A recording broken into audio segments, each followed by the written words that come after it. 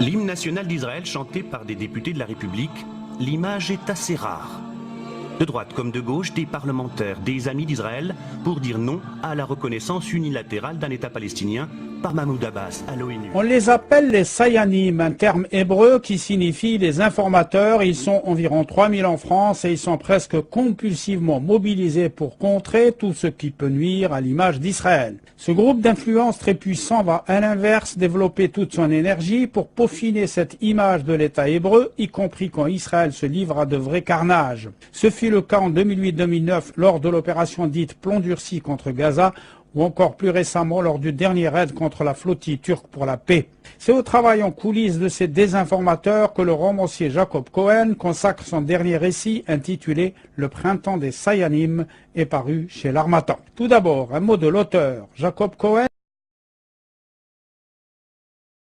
Disons, moi j'estime qu'il y aurait de 3 000 à 4 000 Sayanim en France. Parce que le Mossad n'a pas besoin de plus. Avec 3 000, 4 000, il couvre quasiment toutes les couches de la société. Bon, s'il a un besoin particulier, il irait frapper à une porte, certes. Mais s'il y a 50 000 juifs pro-israéliens en France, le Mossad n'en recrute que 3 ou 4 000 Sayanim. Et donc, ces Sayanim ne sont pas des agents normaux, comme vous avez dit tout à l'heure. C'est-à-dire, ils continuent à vivre leur vie tranquille, et le jour où on actionne, voilà, ils peuvent intervenir. Par exemple, le Mossad a besoin d'un appartement, d'une cache, il s'adresse à un agent immobilier qui lui trouve un appartement, etc. Maquiller une voiture, il s'adresse à un garagiste. Voilà, tout ça pour aider, ou bien par exemple pour décrocher une interview dans un média, etc. Bon. Donc... Et je vous le dis à vous, comme je le redirai en tant qu'élu de la République, l'antisémitisme moderne a pris le nom de l'antisionisme. Et cela est inacceptable. Et il n'y a aucun doute à avoir aujourd'hui dans le combat. Tous les juifs, même pro-israéliens, ne sont pas sayanim. Julien Drey, c'est certainement un pro-israélien. Est-ce qu'il est sayan? Enfin, je ne me prononcerai pas. Pourquoi? Parce que je n'ai pas envie d'avoir un procès. Donc, je n'ai pas envie de me prononcer sur quelqu'un ou sur un autre. Mais on peut juger de leur implication que certainement, s'ils ne sont pas des Sayanim, ce sont des gens qui sont tout à fait prêts à le devenir.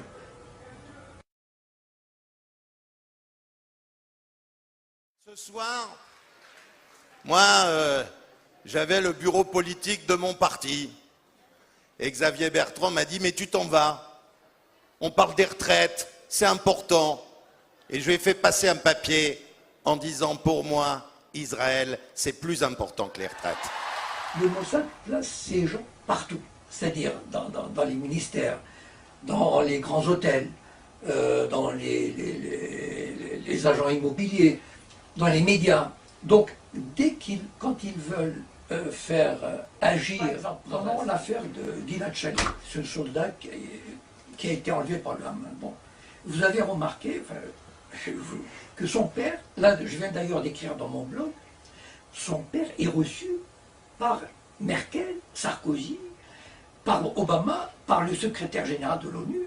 C'est le père d'un caporal d'une armée d'occupation, qui est reçu par tout le gratin du monde entier, et pas une fois, 10 fois. Comment ça se fait?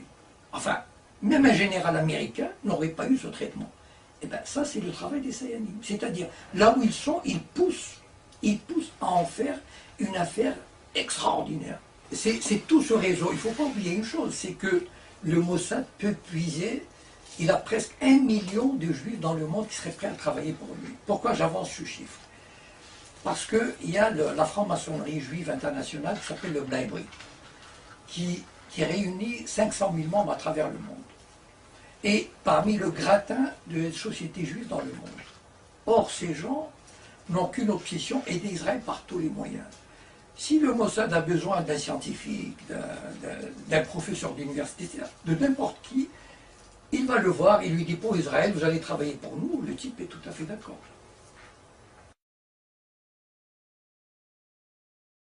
Il y a Quelque chose qui a étonné beaucoup de gens, c'est que lors de la première convention nationale du CRIF, vous avez fait une déclaration qui a été très reprise en disant, à propos de votre engagement dans cette guerre, je ne l'aurais pas fait si je n'avais pas été juif, et vous avez ajouté, j'ai porté en étendard ma fidélité, à mon nom et ma fidélité au sionisme et à Israël.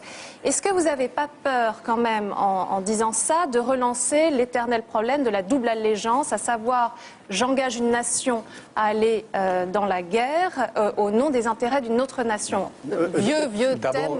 D'ailleurs, je le cite dans mon livre, que j'ai nommé MST, et c'est quelqu'un il est certain qu'il agit dans l'ombre, il doit intervenir énormément de fois dans l'intérêt du Mossad.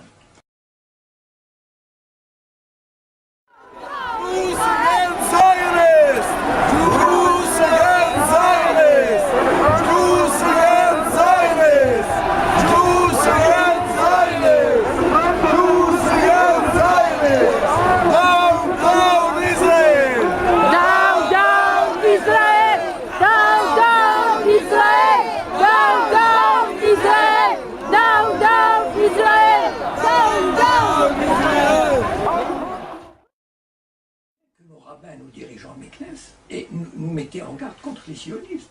Donc le sionisme ne s'est imposé que parce que ils ont réussi à vaincre en Israël même, c'est-à-dire la communauté, les juifs, le Yishuv comme on l'appelle, la communauté juive qui existait en Palestine n'était pas totalement sioniste, n'était pas totalement acquise à l'idéologie sioniste, c'est-à-dire de créer un État juif en dehors des Arabes. Donc c'est un groupe restreint qui a réussi à imposer cette idéologie. Bon. Et il a réussi à l'imposer petit à petit à toutes les communautés en plaçant, en influençant les dirigeants, avec avec évidemment le souvenir de la Shoah, et puis en éliminant petit à petit ceux qui s'y opposaient. Par exemple en France, on n'entend jamais parler ceux qui s'opposent. C'est-à-dire, ceux qui s'opposent ne sont que des voix isolées.